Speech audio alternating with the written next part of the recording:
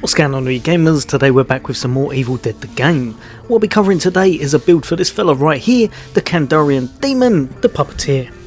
So if you want an absolutely devastating build that can take out survivors fast, then stay tuned. That's coming up next.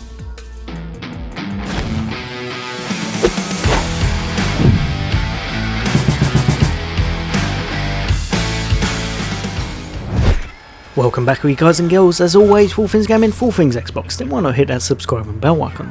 I'll bring you all the latest greatest content, hints, tips, guides and builds, and just some fun gameplay reviews of upcoming games. But for today, we're here to look at the Puppet Master and what he actually brings to the demons, how you should be speccing him out, and a build tree, or a skill tree I should say, that I think works really well for him. So before I go over the skill tree, we're just going to jump down his left hand side to show you kind of what his perks are, and if you have a little look, his Puppet Master Power Possess. That's pretty much what this fella's all about. You're going to want to make sure you're using that Power Possess. If you're not, then you're probably not going to be getting the most out of this demon whatsoever, and you may want to pick a different one. This guy at his very base level is going to have this one unlocked, and it's going to give you damage 10%, maximum health 40%, and cooldown of 90 seconds on all of those possessed units with this possession.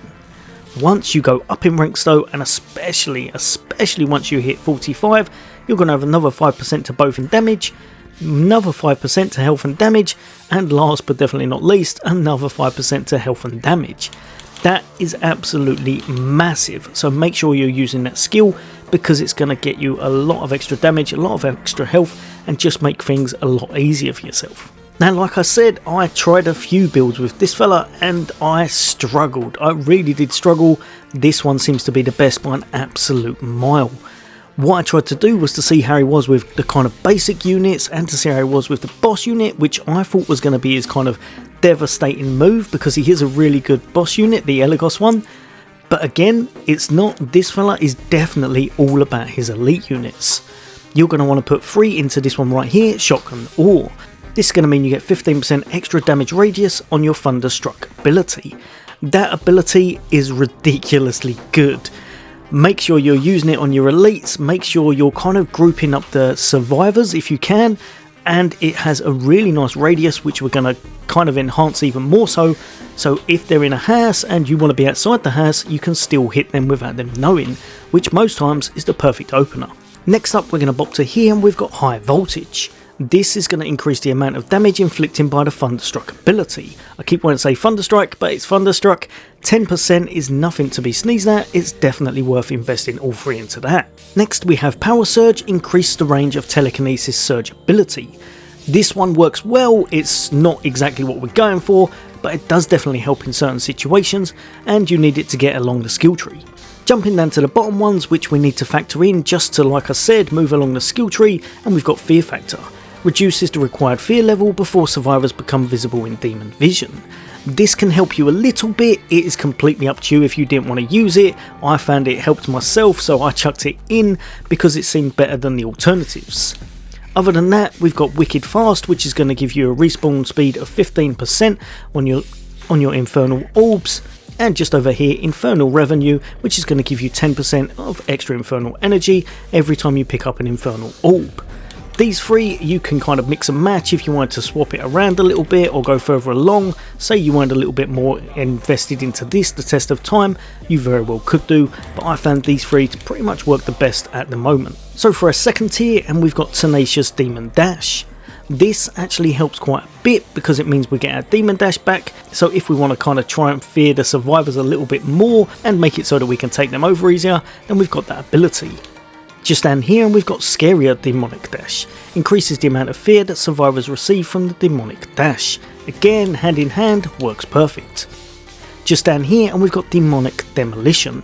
Increases the amount of damage inflicted by Deadite Berserker's self-destruct ability. Now, I find this was helpful, but I didn't want to invest too much into it. It's mainly to get a little bit further in the skill tree and such, because when I fully invested in the basics, it just didn't seem to do what I was hoping for. But having this can knock off a little bit of extra damage and make it easier to take those survivors out. Just underneath that, and we've got Berserker Blowout. Increases the blast radius of the Deadite Berserker's self-destruct ability.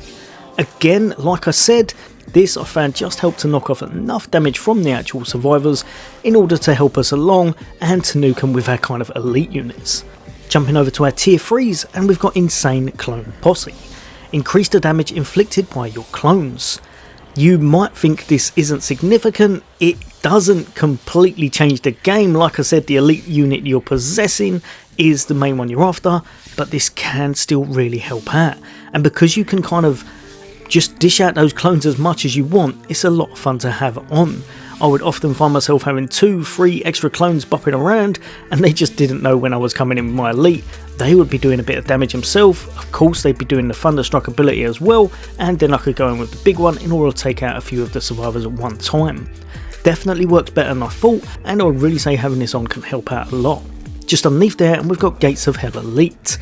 This is again very helpful. If you're able to get your Infernal Energy up higher, if you're kind of focusing on elites like we are, being able to have this option available, being able to have that reduction to the cooldown time really can help you out, especially if they've made it a bit further on in the stages. Just down from here, and Gates of Hell Basic gives us again 5% extra cooldown reduction on our basic one. We're not focusing on that too much, but it can help a little bit. Just down from here, and Rocksteady Boss. 15% resistance to balance bar damage. Now I tried it with the balance bar damage all the way up, and it still didn't seem to matter too much, to be perfectly honest.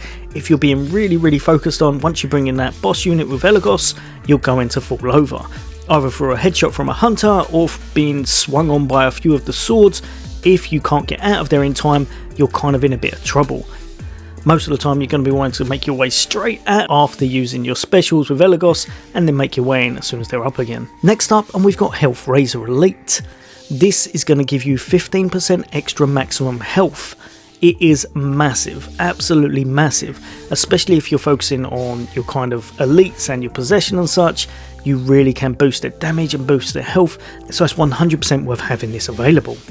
Just down from there, and we've got Rocksteady Elite. Resistance to balance bar damage was 15%. If you're getting focused on quite a lot by those warriors, you can be taking an absolute beating. You're very much stun locked sometimes, but with this I found I was able to get out my Thunderstruck ability a few more times than I probably would have been able to without it. So I've chucked 3 in there, and it seems to be perfect. Again, Rocksteady for our basic gives us 5%, not the be all and end all, but it can definitely help them out to stay alive a little bit more. Just down from there, and we've gave our basics 5% extra maximum health. All in all, this helps to keep them alive a little bit early game, and it can mean you overwhelm the enemy a little bit more so once you're able to bring those elites in. On our fourth tree, and we've got Relentless Evil.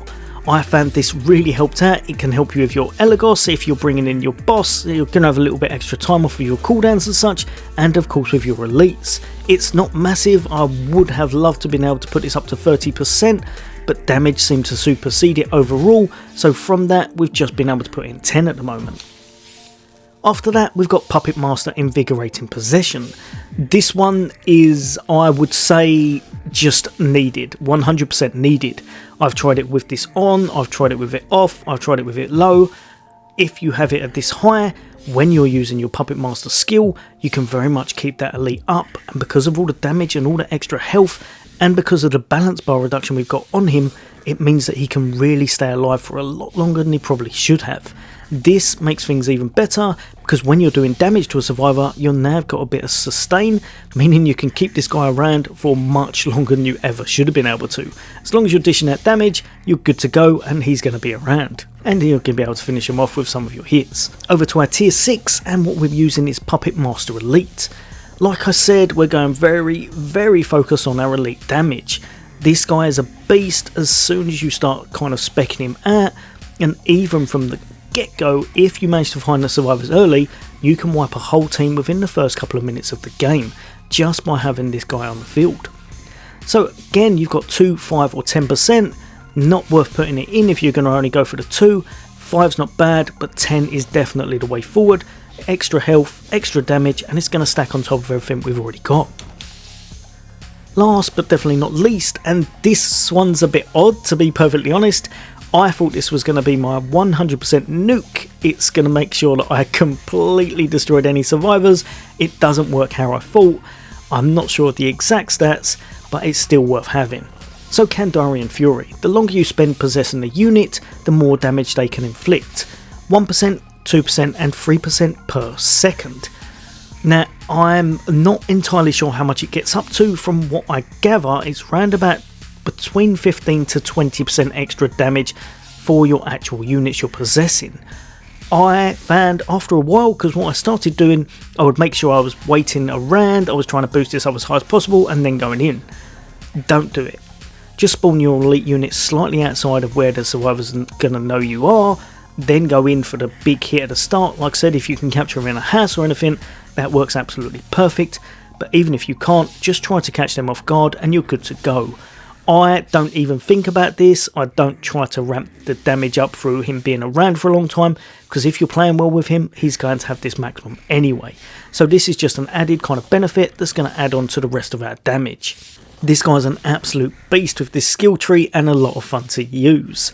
Let me know in the comments what you guys and girl think, because obviously there will be a few different opinions, but ultimately this seems to work the best for myself, and I'm winning a lot more matches than I ever did with any of the other trees I've made. As always, for all things gaming, for all things Xbox, take care. I'll see you on next day.